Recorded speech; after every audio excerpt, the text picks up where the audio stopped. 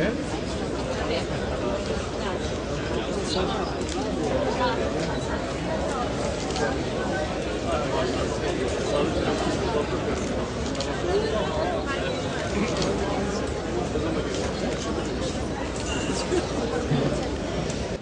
Güzel Esnaf Odası Başkanımız ve değerli belediye başkanımız işin felsefesini, manevi boyutunu, maddi boyutunu çok güzel ifade ettiler. Esasında çok fazla söze gerek yok.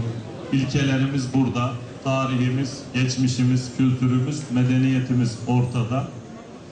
İnanıyorum ki, ben de aynı şekilde inanıyorum ki, medeniyetimize, inancımıza, ahlakımıza sahip çıkarsak, esnafımızın da, ülkemizin de, toplumumuzun da geleceği daha aydınlık olacaktır.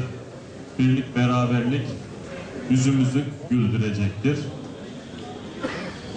Esnafımızın çeşitli sorunları var. Şehirleşmeyle beraber, alışveriş merkezlerinin kurulmasıyla beraber.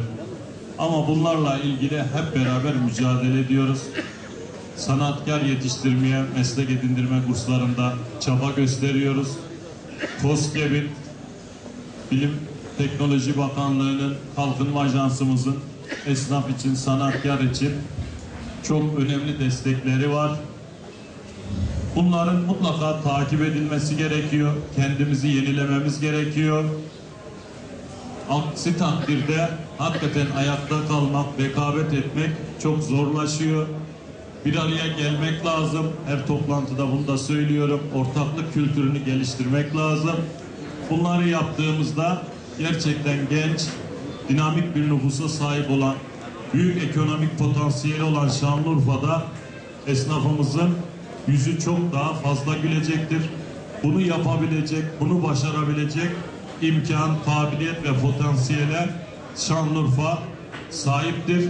Dayanışmanın ve yiğitliğin olduğu ahilik aynı zamanda çağdaşlaşma ile yeniliğe açık olmanın özelliklerini de taşımaktadır.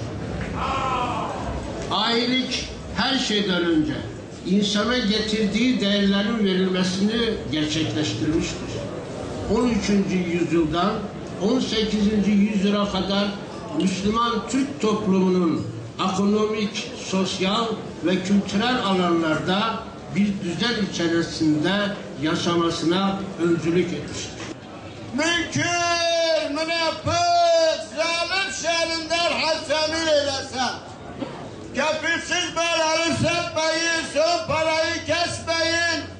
Halkı da unutmayın, cümlete hayırlı işler.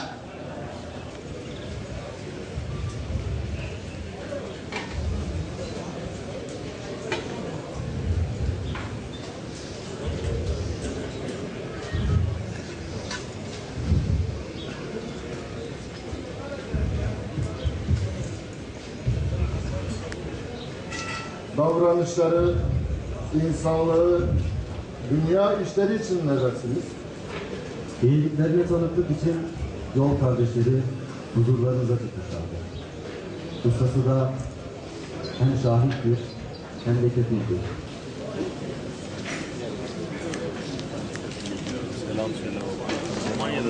Makedonya'da. Halit Karatepe beyefendi burada mı? Onun da adı okunmuştu ama